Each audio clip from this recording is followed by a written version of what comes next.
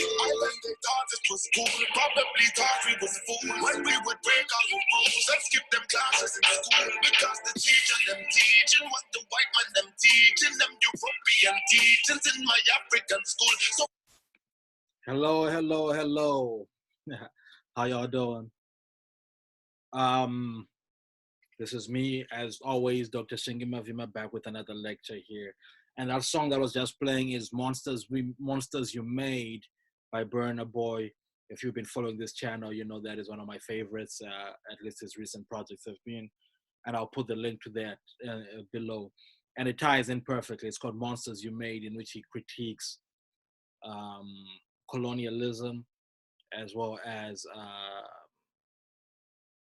sort of government corruption in independent Africa as being the, when people react a certain way, or the stereotypes we have of Africans and this sort of things are born out of that tyranny precipitated by these factors. So it's a fantastic song off of his album last year, Twice as Tall.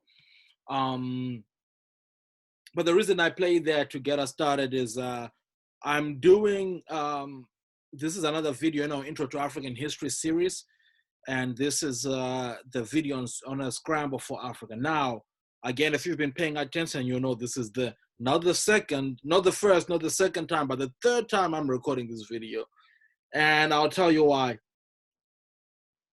The first time, there were a couple of things that I thought I had left out that I thought were important to discuss. The second time was solid, but the sound was a little off, and I know, half of it anyway. It ended up being okay, but I know for a fact that you don't watch these videos for my boys' good looks. You watch them to hear what I'm talking about, and I know that 10, 20 minutes of lackluster sound will really put you off, and this is way too important a topic to record on subpar sound. In any case, we'll go ahead and get started here. I'll share my screen and we'll just get right into the conversation. And hopefully, if you've watched this before, you'll find it worth watching again. If you've never watched it, it's very important, a very pivotal moment in modern African history and really modern world history that should be worth your time. Okay, let's go. All right, and with that, I think we are good. Let's get going. We're cooking with gas. I'll see you guys at the end. So the Scramble for Africa is the term generally given to, a lot of people associate the term the Scramble for Africa with the Berlin Conference of 1884-1885. And once we go through this video, you will see why that is. However, the Scramble for Africa really, broadly speaking, happens across the 19th century, from sort of the middle to the end of the 19th century, in which Africa is colonized gradually, and a lot of it is formalized at the Berlin Conference, which is why that became synonymized with that process. So we'll focus a lot on the Berlin Conference itself, but we'll also talk about other factors that surround the conference and how we got there and so forth. So let's go ahead and get started. And when I talk about the importance of the Berlin Conference, when we look back at maybe in our lifetime, right? I was born in the 80s, so that's sort of the generation that I'm speaking on right now. But if you're born before then, or if you're born after that, you can appreciate this as well. There are certain moments that we can look at and say, life was never the same after this happened. Off the top of my head, I think 9/11 in the US really changed global dynamics. Talk about air travel, talk about Islamophobia, talk about conceptions on terrorism, and so forth. Right? All these things are things that it influenced a lot of popular culture, right, and so forth. So that's one. You can look at the rise of social media and think like there's a time before social media, then there was a time after it. And lately, of course, COVID has been one of the things that I feel like, of course, we won't know its full scope until after it's done. But there'll definitely be a conversation about life before COVID and life after COVID, and we'll see how that goes. I say all this I use this as a preamble to say this is sort of the thing that the Scramble for Africa has. Hey, preamble, scramble, it's true because it rhymes. That's the sort of impact it had on the world, that there was a life before the Scramble for Africa, then there's there's the world as we know it after the Scramble for Africa. So it's a very, very important seismic event in human history, and that's what we'll be talking about today. So let's get going.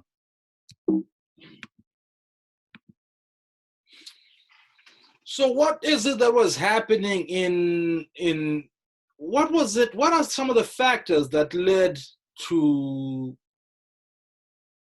the Berlin Conference, when these European nations got together to carve out Africa like some pie for their own benefit, for their colonial projects?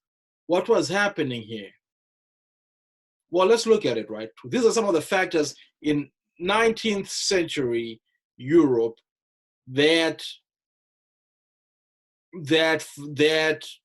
necessitated, quote unquote, or that made the Scramble for Africa attractive, if you will, to the European powers. There were a few things that were changing. First of all, the transatlantic slave trade had come to an end, right? And for a long time, for a couple of 100 years, since the 1400s, the transatlantic slave trade had been the way in which Europeans siphon resources from Africa, right? That's how they used to get, and the resources, of course, were mainly labor, right? People taken off into captivity to work in the Americas and so forth as part of the triangular trade. So as the slave trade ended, and I've done videos on the slave trade and the ending thereof, I'll put the links in the description as well. But as that ended, Africa had already proved to be such an important part of the burgeoning capitalistic model that the Europeans could not just let it go, right? They had to replace that value that the slaves had been providing with something else. So what is that going to be? And it will become clear as we keep talking. The other thing is there was the rise of the Industrial Revolution, right? Beginning in the 18th century, going into the 19th century, the USA, the UK, Germany, France, all these places in Western Europe, the Industrial Revolution is occurring. And what does the Industrial Revolution need? Right? It is raw materials, right? It needs raw materials. So where are you going to get the raw materials from? Well, you can get them in Europe and the US as well. But you know where there's abundant raw materials? Talk about copper, talk about gold and historically gold, right? To this day, talk about diamonds if you talk about places like South Africa. Talk about cobalt and these things in East Africa. Talk about palm oil in West Africa, and so forth. All these things, palm oil in particular, becomes very critical, especially before petroleum, as a function of lubricating the machines that run the Industrial Revolution. So there's all these things. The Industrial Revolution necessitates this, but also the Industrial Revolution necessitates something else. It necessitates consumers for these goods. Consider Western Europe, for example, that who is going through the Industrial Revolution at the time? The UK, France, Germany, right? So, and those are neighboring countries. So when they have, one of the things that the Industrial Revolution allows you to create is a surplus or produce mass produce things pretty efficiently. Where are you going to sell them? Well, you can sell them to your domestic market, but there's enough to go beyond the domestic market. If anything, for it to be profitable, you need to be selling to a larger market than that. Or you can sell them to your neighbors. Why? Because they have their own industrial revolution going. So what do? You need other markets out there. So Africa provides a ready market for that, together with Asia and other places. But the Western Europeans and other folks have been dealing with Africa through the slave trade, as I've already explained. So how they're going to replace that? Well, maybe we can sell them. Not only are we going to get the raw materials from Africa, we bring them over here, up the value through products and then sell them back there. This is important, right? Another changing factor was the growth of finance capital, which meant that banks and other things were giving loans to companies and other groups to go explore and so forth. So that made being on the continent a little more attractive. Another thing which ties into everything I've been saying is the Europeans were seeking legitimate commerce in Africa. That's just what I've described, right? That if slavery had been deemed this immoral and outdated institution, and bear in mind that after slavery had been banned, a lot of European entities continued to practice it, but it wasn't legitimate anymore. It was now illegal. So they were trying to find other ways in which they can continue business dealings in Africa that were not illegitimate or illegal. So there's that. Another reason why this became important, why this Berlin conference was very important, is the European nations were starting to, there was growing competition for control of these resources we've just been discussing in Africa, right? So for example, in 1879, the French started constructing a railway from Dakar to link their colony of Senegal with the upper Niger Valley, okay? This is in 1879. And in 1882, they occupied Tunisia and proclaimed French protectorates over other places in West Africa. Now, prior to 1879, the British had been in that region, right? With coastal colonies in the Gold Coast, which is modern day Ghana, and Lagos, which is in Nigeria, obviously. So as the French started to expand in this way, they broke Britain's near monopoly on West Africa's coastline, right? And now, what are you gonna do? Are we just gonna fight it out as the British and the French over these African territories? Similarly, when the Portuguese claimed territory in Angola and the Congo, part of how that was, where the Portuguese claimed those territories, there was this idea, this fear that the French could come and claim it from them. So again, the British were going to come down and support the Portuguese in a way of keeping the French out of that. There's this historic Anglo-French friction. And then, of course, Germany gets involved in the mix as well. I say all these things to say the different European groups are already starting to lay claim and run into conflict with these African territories before 1884, 1885, when the conference happened. One of the prominent people who was also involved in that was Chancellor Otto von Bismarck of Germany, who was very worried about the direction of the Anglo-French rivalry, and decided to act while there was still some of Africa left to colonize. So this is when he claimed Togo, Cameroon, and Southwest Africa, which became Namibia, to be German colonies, then invited the groups to sit at the table in Berlin to sort of discuss how they were going to partition Africa, right? So in all this competition, there was particular interest in the rivers, particularly the Niger and the Congo River, who had access to those, who had a right to travel with those among the Europeans. Something else to consider was, while coastal Africa, right, the Swahili coast and west coast of Africa were well known to the Europeans for centuries, the internal Africa, the inside of Africa, the African interior, was regarded as a last terra incognita, That is to say, the last part of the world that the Europeans had not um, fully engaged with. I'm talking about places like modern day Zimbabwe and Zambia and so forth that are not coastal, right? So there was also this fascination by explorers to go see what's out there, the likes of David Livingstone and the like. So who were, you know, a lot of times we talk about them as just being explorer, but they were agents of colonialism, just to be clear. And one of the things was they were these groups, as the Europeans first entered, they were almost always welcomed, right, by the Africans. And it would be, and we'll talk a little more about that going forward. In fact, I've done other videos on how the trust that the Africans showed was almost always betrayed. But yeah, I've done other videos on that, so I'll share those as well. Then the other thing was this idea of the white man's burden, which I'll explain shortly in the following slide. That was another thing that really influenced the scramble for Africa, the white man's burden. I'll explain more about that shortly.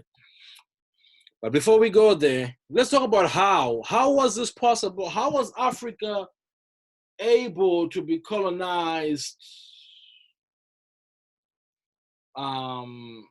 as it was, you know?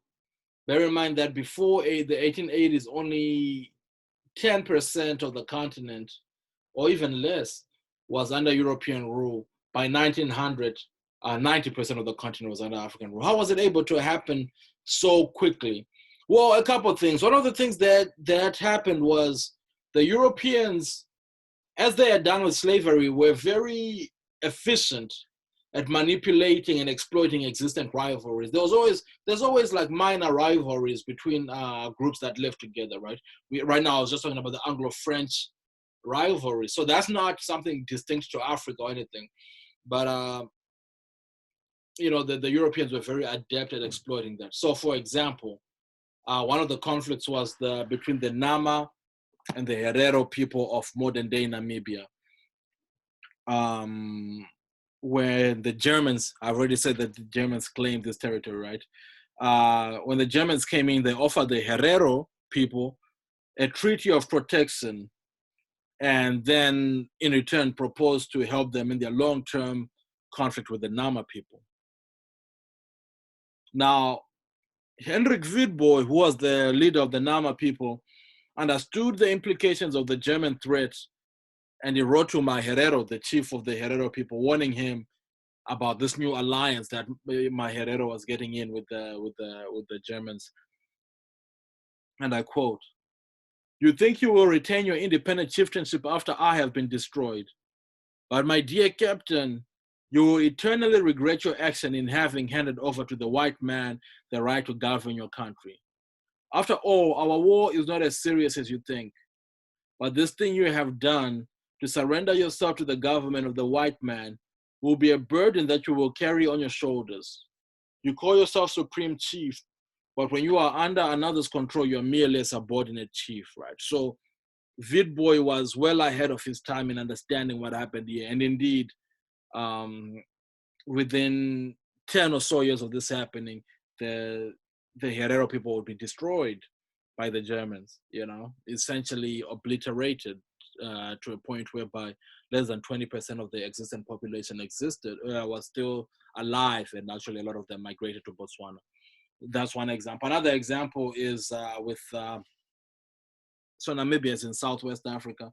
In West Africa as well, you get the case of French expansion into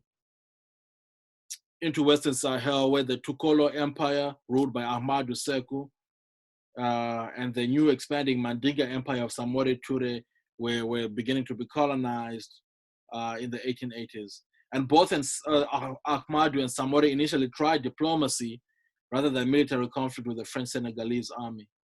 But each acted individually, and as historic rivals, they could not bring themselves to unite in their opposition to this new foreign intrusion from the West. So you get there's these conflicts, right? The Mandinga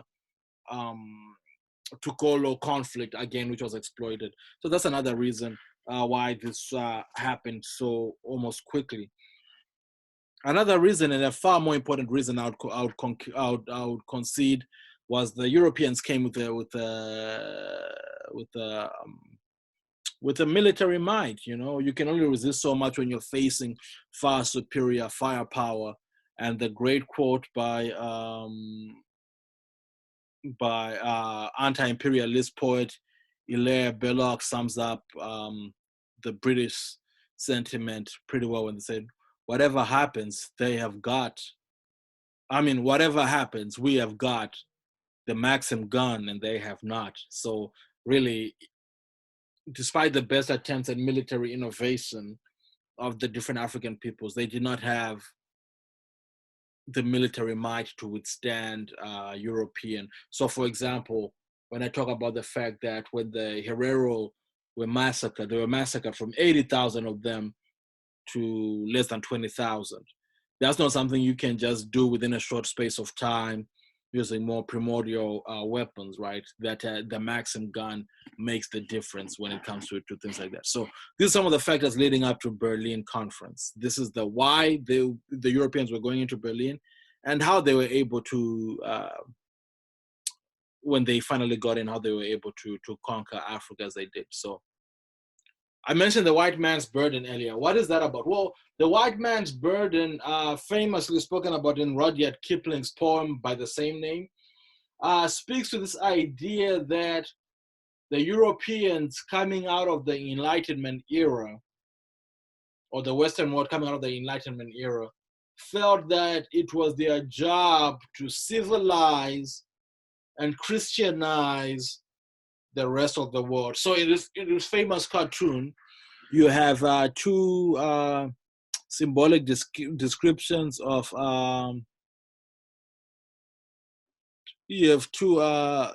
descriptions of sort of stereotypical description symbols of nationalism. The first one in the front is John Bull, who is a symbol of British of the British Empire, and here you have Uncle Sam, of course, was the famous American symbol, and you can tell in their baskets here they're carrying. America's carrying what look like mostly African, old-timey African racist stereotypes, and John Bull is carrying the same for the Asians, and they're carrying them through. You may not be able to see this, but the golden statue up here is civilization, and as they walk, they're stepping over things like oppression and tribalism. Some of this is a little bit hard to read, but in any case, the idea is that it is the burden of the white man to civilize the rest of the world, and carry them towards the golden standard, which is civilization. So in many ways, the Europeans were not only doing it for their economic purposes, but many of them, particularly the adoring public, felt that it was their God-given mission to go save the rest of the world from this backward living. So quote unquote backward living. So that's a little bit about what the white man's burden was. So the Berlin Conference, as I've already stated, is called for by King Leopold, but the other European nations were also had a. Oh, sorry, I didn't mention. I was talking about Otto von Bismarck earlier. So some of the people who pushed for this for the Berlin Conference included King Leopold of Belgium. And King Leopold of Belgium had been working, he's a tyrannical leader with more than 10 million bodies to his name. But he had been working to colonize the Congo, not on behalf of Belgium per se, but for his own personal property. And he needed to find a way to legitimate that process, right? He needed to find a way to legitimate him claiming this territory for himself. And he had done this through a number of various associations and so forth. But he was just such a vile human being that he is one of the people, in addition to Otto von Bismarck, who ended up calling for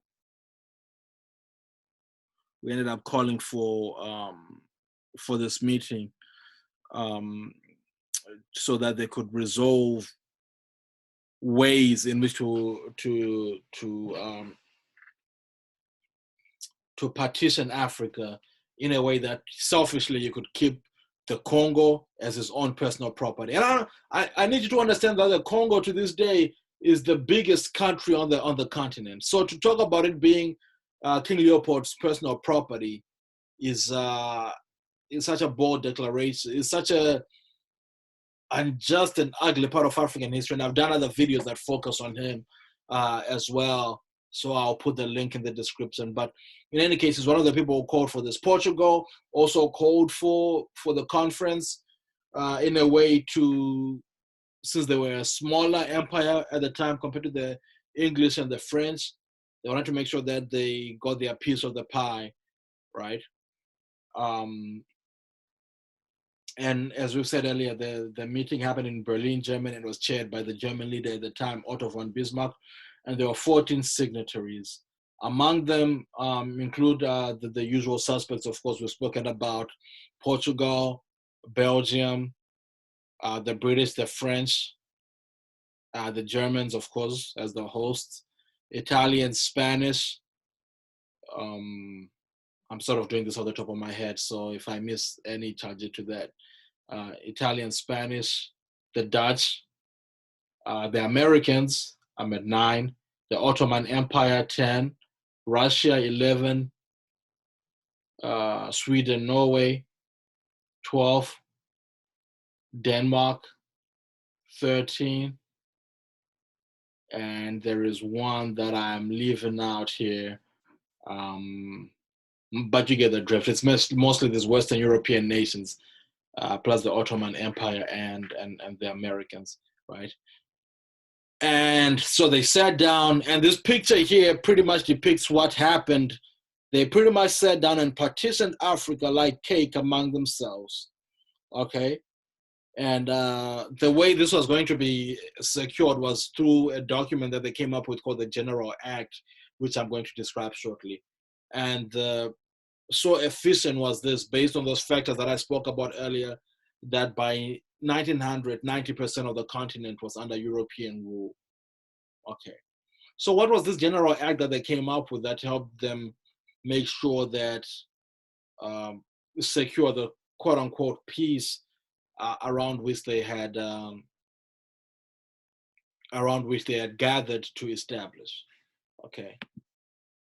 Oh, so this is just a quick example of showing how, you know, we said 90% was under control of European control by 1900.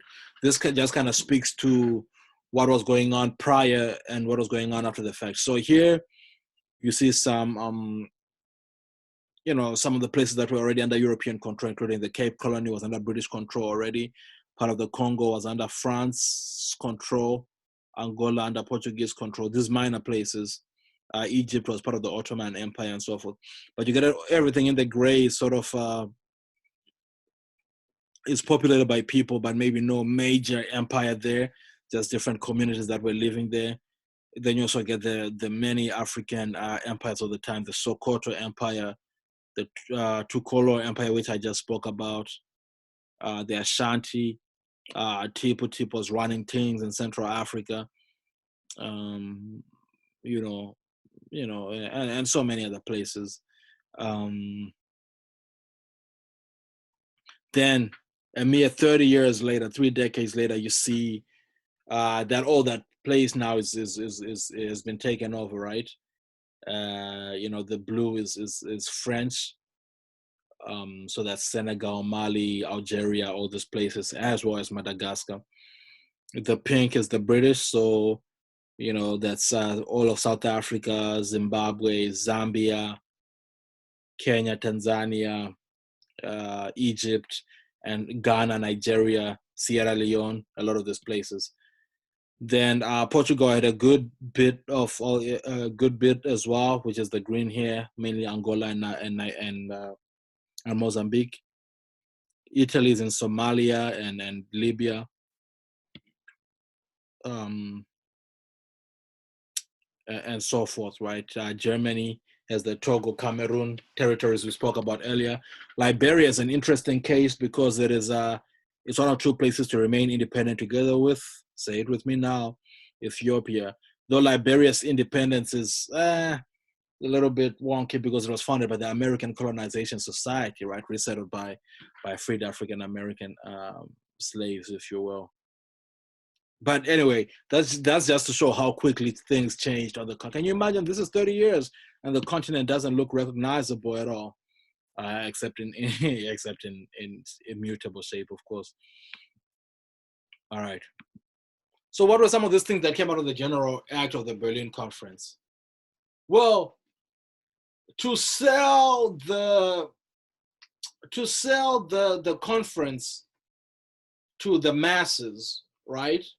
So that it doesn't look like it's just an economic, greedy capitalist project. The leaders had come up with this idea that it was also a philanthropic mission to end slavery in Africa by Black and Islamic powers, right? There was a vibrant, after the transatlantic slave trade ended, there was a vibrant East African slave trade, right?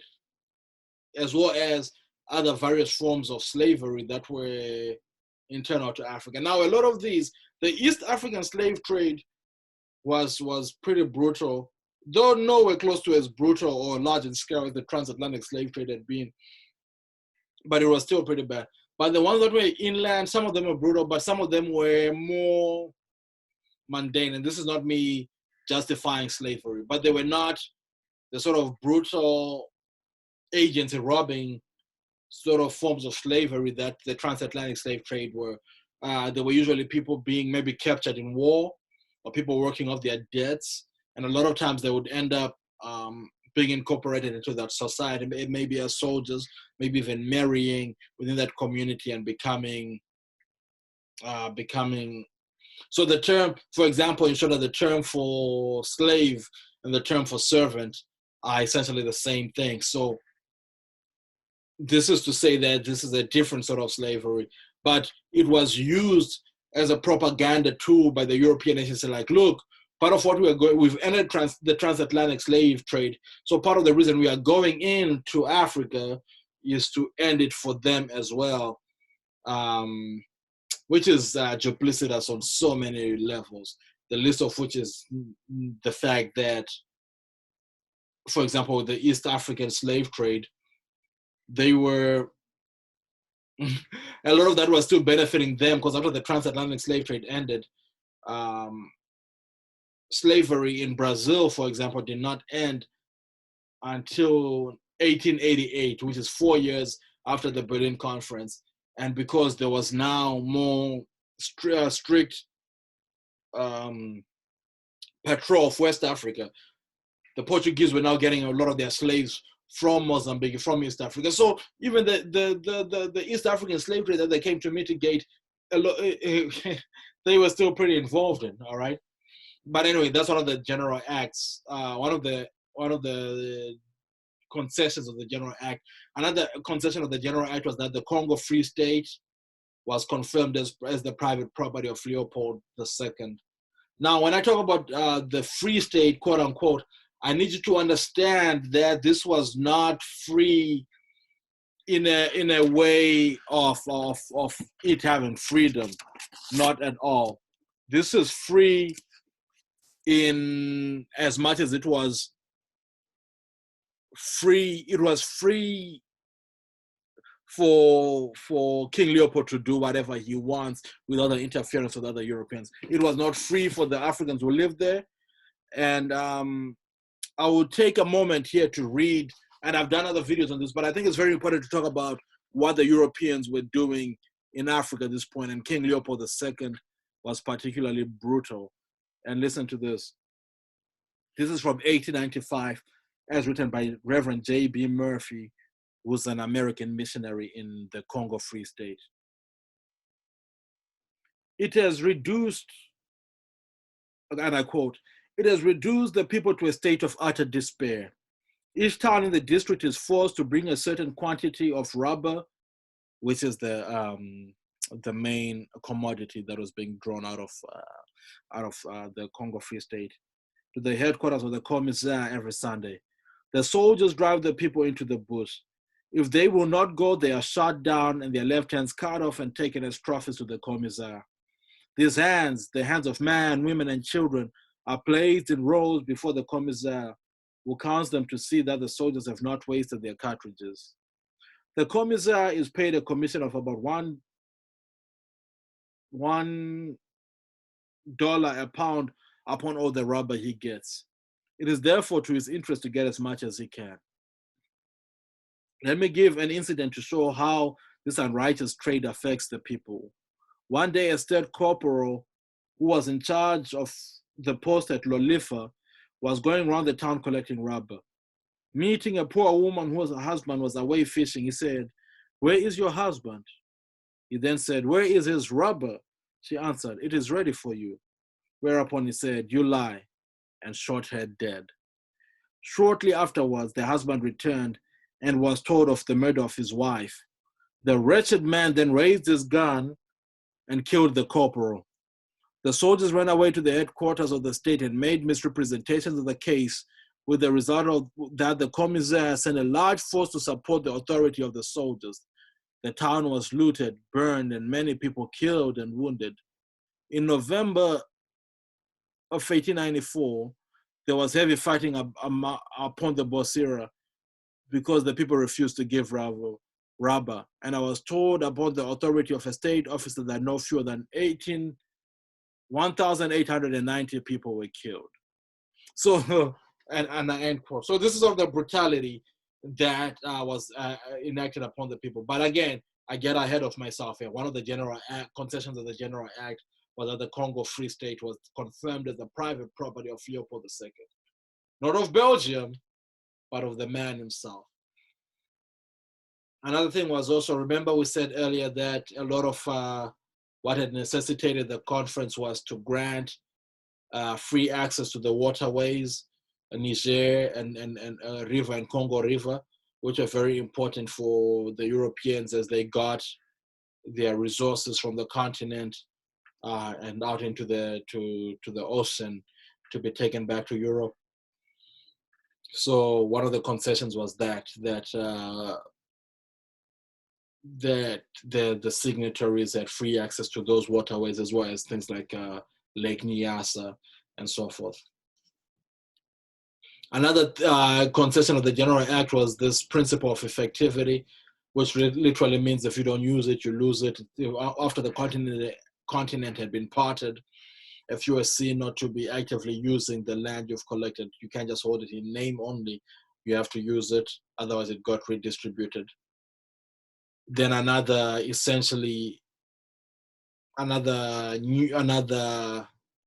stipulation was that any new act of taking possession of land had to be approved by the rest of the signatories. So you couldn't just go in and claim new territory anymore, since much of it had been handed out to another European power. So you had to come in and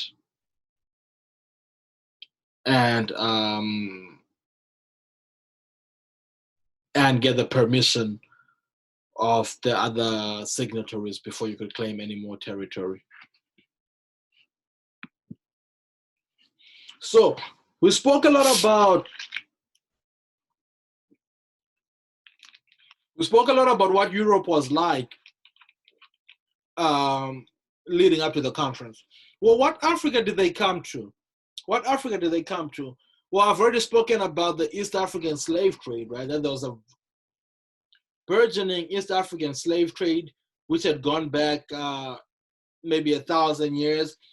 But the fact that it had gone back 1,000 years, but its numbers had paled in comparison to the transatlantic slave trade, which had only happened for like 200 years, shows that it was brutal, but it was nowhere close as brutal as that trade. But it had also been recently reinvigorated, in large part due to the fact that the transatlantic slave trade had been shut down, but Brazil, which was now the largest, with the largest plantations at the time, still had a vibrant slave trade. So where were the slaves going to come from? They were going to come from East Africa in a large part. So a lot of them were coming from Mozambique and the likes. That's one. Then also remember that as the scramble, in the early years of the scramble, the French had claimed the likes of Madagascar and those islands in East Africa, and they were also getting people enslaved to go and work in those. So those are some of the reasons, in addition to the historical reasons, of course, of the Arabic powers in Zanzibar and going all the way into Western Asia. So that was still happening as well. But as you can tell, it's very hard to separate that from the monster that was European capitalism at the time. There was also, however, one thing that people don't like to talk about, because the idea of the terra incognita and that Africa was just backwards until the Europeans got there. People don't really like to talk about the fact that there was empires and states across the continent at this time, as we saw earlier in the map I showed, with the likes of the Sokoto Empire, the Tukolo Empire, the Zulu in Southern Africa. Talk about the Ashanti Empire, which is represented by this flag here. And I think I have a little bit about the Ashanti here to read to you. That kind of shows the level of organization that they had.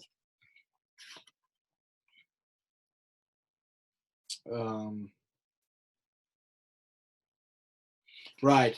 In 1891, when the British offered protection to Prempeh, one of the Asante Hene at the time, which is the leader of the Asante people, he replied, "The suggestion that Asante in its present state should come and enjoy the protection of Her Majesty, the Queen and Empress of India, I may say is a matter of very serious consideration, and which I am happy to say we have arrived at the conclusion that my kingdom of Asante will never commit itself to such a policy. Asante must remain as of old, at the same time to remain friendly with all white men. I do not write this in a boastful spirit, but in the clear sense of its meaning. The cause of Asante is progressing, and there is no reason for any Asante man to feel alarm at the prospects or to believe for a single instant that our cause has been driven back by the events of the past hostilities." So you can tell, very defiant, and not even in a very, like, as he said, it's not bragging, just stating facts, that we have our own thing going here. Tipu Tip was running things in Central Africa. Here's another case from Tanzania by Machemba, who was the king of the Yao in the Yao kingdom, which sits in modern day Tanzania, told the German commander Hermann von Wissmann in 1890 that, "I have listened to your words, but can find no reason why I should obey you. I would rather die first. If it should be friendship that you desire, then I am ready for it, today and always. But to be your subject, that I cannot be. If it should be war you desire, then I am ready, but never to be your subject. I do not fall at your feet, for you are God's creature, just as I am. I am Sultan here in my land. You are Sultan there in yours. Yet listen, I do not say to you that you should obey me, for I know that you are a free man. As for me, I will not come to you, and if you are strong enough, then come and fetch me." So this is just an example of the defiance of African people to the scramble for Africa. And not to sound like a broken record here, I've done videos on that as well, which I'll put in the description. But that just to show that these nations existed, right? And then pride and organization and these things. Also, importantly, as the transatlantic slave trade had come to an end, much of Africa was entering an era of post-slavery peace. What do I mean? Well, remember the currency of the slave trade. It depended on different groups of kidnappers and other wayward kings capturing people from other ethnic groups and tribes and sending them off into slavery, right? And as the slave trade grew, those groups became even more brutal, more wantonly violent, to capture these other groups. And as those other groups that were more inland were getting captured, they also armed themselves, which led to, so they could fight back. So there was a lot of violence prior to this. However, without the scepter of transatlantic slave trade over their shoulders, the groups were falling back into more amicable ways of trading, especially not just because it's a default condition, but also because that's how you trade. Trade is better when people sort of get along, at least give the appearance of getting along. So a lot of the trade was now in natural resources.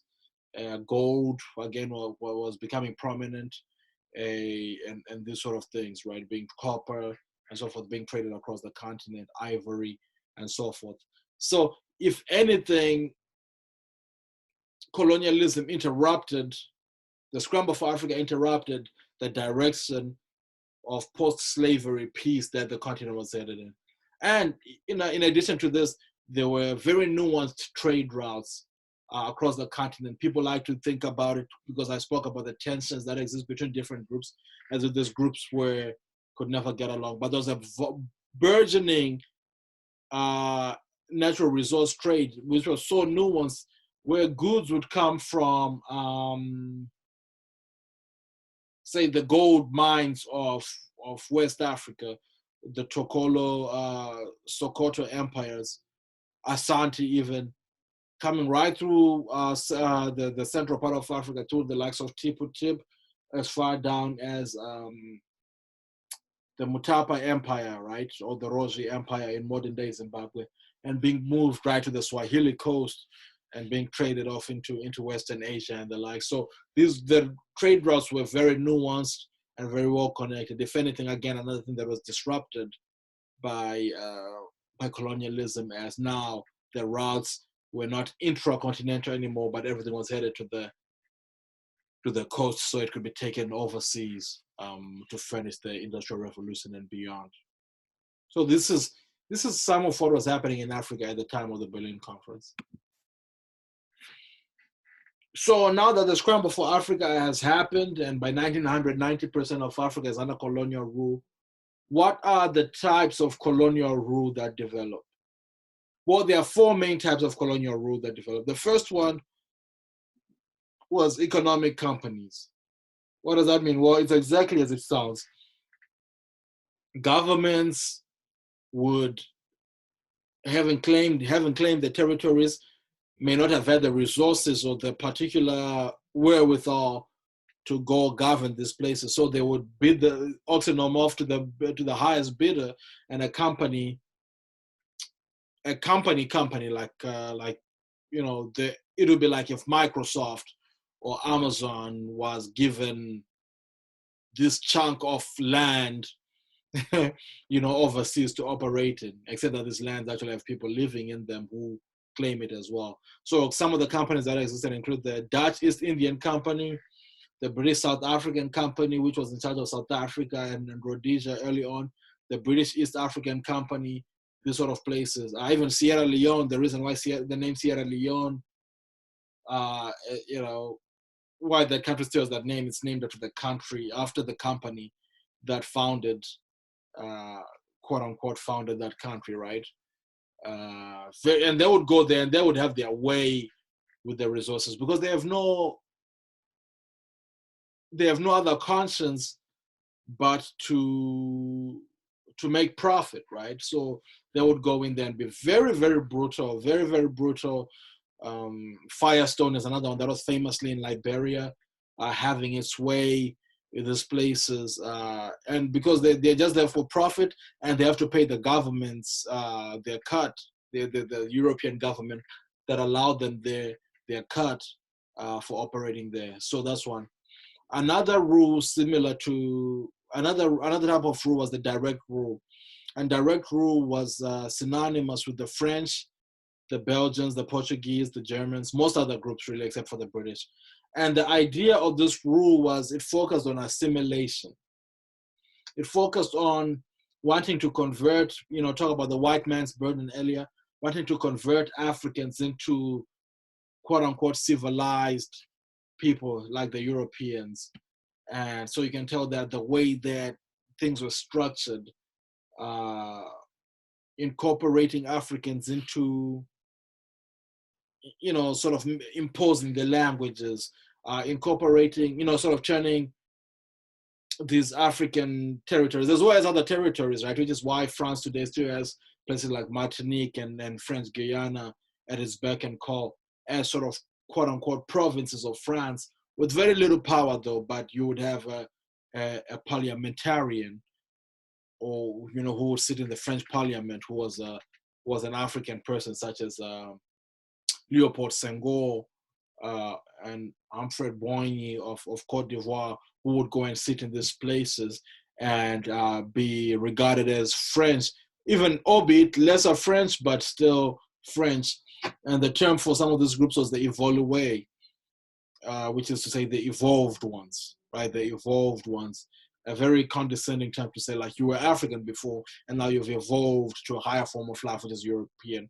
And that term in the Portuguese colonies was the assimilados, right? The assimilated ones. So that's direct rule, which is why today, if you were, I'm from an English-speaking country, albeit a settler colony, so that's a little bit different. But if you meet people from former British colonies, a lot of us can speak English pretty well. But it's also unheard of. It's also not unheard of to find many who can't speak English very well, or at least during that time, during the colonial era, who may not be able to speak it.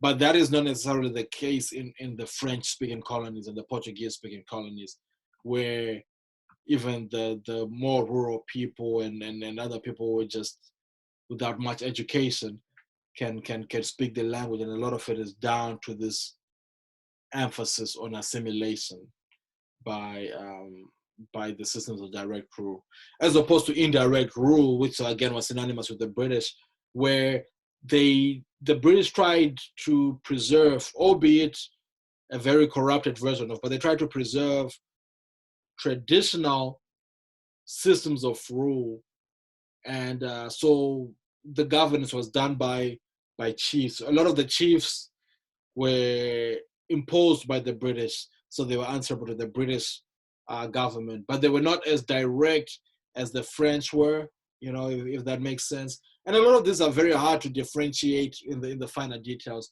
but the idea is just that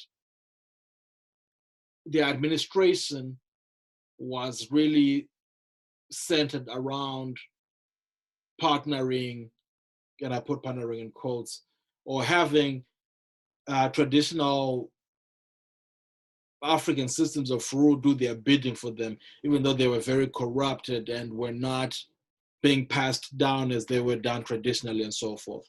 So that's indirect rule. Then the final rule is settler rule, which is in much of Africa, the Europeans did not actually come and settle. In Africa, it was more administrative. They might have a standing army in a place and so forth, but they did not settle, or maybe have a few thousand people there to administrate the country. But in a few places, they actually settled. And in those places, these include Algeria, in which I think 3 million French people lived in Algeria. A couple million lived in South Africa, I think, to this day still. I think in Rhodesia, which is modern day Zimbabwe at its peak, there were 300,000 British settlers there. I think this is in 1970. So this is some of the settler colonies, and their politics are very, very different. I've done a video on the land redistribution program in Zimbabwe and its impact, because that's something you have to deal with, right? When you have had hundreds and thousands of people or millions who have settled in this place, what does the end of colonialism look like? Are they going to leave? What do we do with the property that they disproportionately own? And so forth. So these are some of the factors that you have to contend with when you're dealing with the settler rule. And I've done videos that speak to all these things, but this is a great starting point as you engage with these places to make sense of what was going on over there. So that's it for today. My key takeaways from this is, what were the key dynamics in Africa on the eve of the scramble of Africa? What was happening in Africa? at the time. Remember, we spoke about the trade routes, the post-slavery peace, among other things.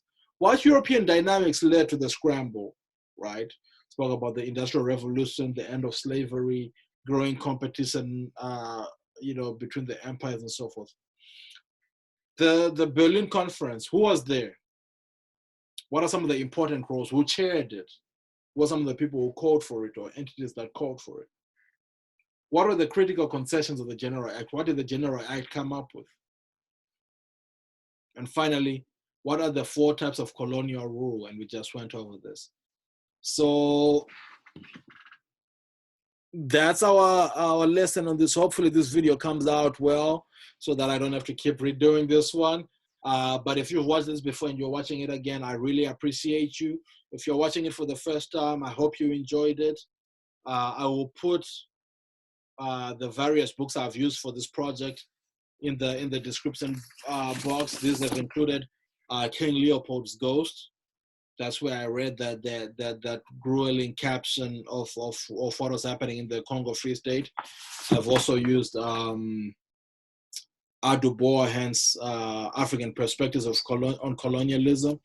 Then a lot of some of the quotes and were taken from The History of Africa by Kevin Shillington. So a few books that I'll reference, and I'll also put the link to other things I think are relevant, videos and so forth, in the description box below. So make sure to like, share, and subscribe this video. I have been your host, as always, Dr. Singima Vima.